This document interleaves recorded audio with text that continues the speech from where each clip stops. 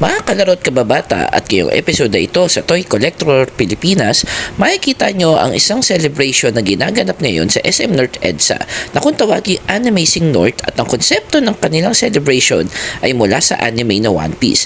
Kung makikita nyo, maraming mga taong pumapasyal dito, kaya nakikipasyal na rin ako dito at nakikiselebrate ng One Piece. Sa bagay, fans din ako ng One Piece, kaya nandirito ako ngayon at nakikipicture din sa mga cosplayer.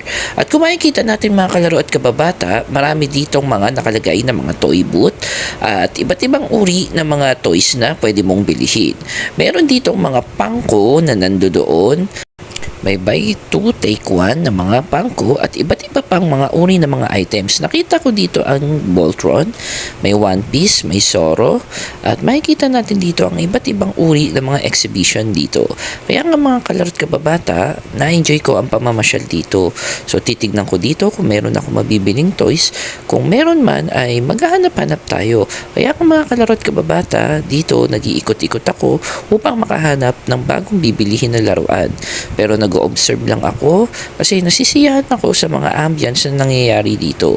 Kaya mga kalaro't kababata, hahanap tayo ng mabibiling laruan, pero titignan natin sa episode na ito kung meron nga ba akong mabibili.